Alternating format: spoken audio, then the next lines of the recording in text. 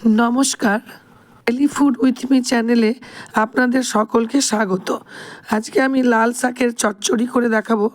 এই লাল শাকের চচ্চড়ি বানাতে অনেকগুলো সবজি লাগে, যেমন ঝিঙে, মিষ্টি কুমড়ো, বেগুন, সজনে ডাঁটা, আলু আর শিম। এইগুলো দিয়ে আমি বানিয়েছি। লাল শাক একটু বেশি পরিমাণে নিতে হবে। প্রথমে বড়ি আমি খুব লাল করে ভেজে নিলাম, তাতে আমি 5 ফোড়ন দিলাম আর একটি শুকনো লঙ্কা দিয়েছি। প্রথমে আলুগুলো আমি দিয়ে দিলাম,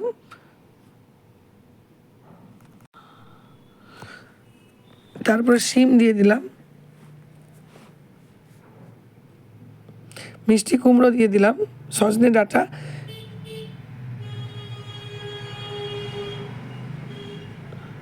একটু ভালো করে ভেজে নেব সবজিগুলো। তারপরে ঝিঙে,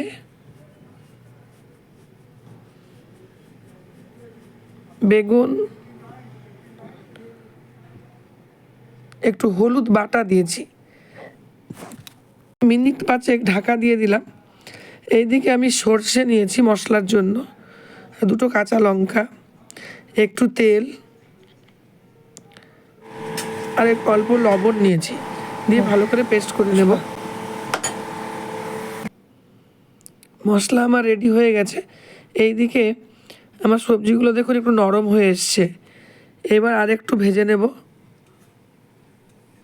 এই যে সবজিগুলো দিয়েছি পুষ্টি গুণে ভরপুর। মশলার মধ্যে একটু জিরা দিলাম, আমি জিরা দিতে ভুলে গেছিলাম, সেই জন্য পরে দিয়ে আরেকবার পেস্ট করে নিচ্ছি। মিষ্টি কুমড়োয় বিটা ক্যারোটিন প্রচুর পরিমাণে আছে, গাজরের থেকেও বেশি আছে। কুমড়ো চোখের একটি বড় ওষুধ। মশলা আমি দিয়ে দিলাম, ভালো করে একটু কষিয়ে নেব। শাক, এতে হিমোগ্লোবিনের মাত্রা প্রচুর পরিমাণে থাকে এবং আমাদের শরীরে হিমোগ্লোবিনের মাত্রাকে বাড়াতে সাহায্য করে, চুলের গোড়া শক্ত করতে সাহায্য করে।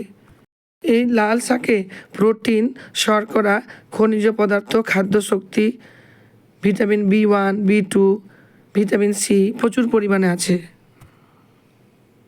এতে যে আমি বেগুন দিয়েছি, বেগুনে উচ্চ মাত্রায় ফাইবার থাকে, আর বেগুনের মধ্যে vitamin A, vitamin C, vitamin E এবং ভিটামিন কে প্রচুর পরিমাণে আছে। মানসিক স্বাস্থ্য ভালো রাখতে সাহায্য করে। সবজিটি রান্না হয়ে গেছে, গরম ভাতে পরিবেশন করছি। এটি লাল চালের ভাত, খুব ভালো হয়েছিল খেতে। ভালো থাকুন, সুস্থ থাকুন, ধন্যবাদ।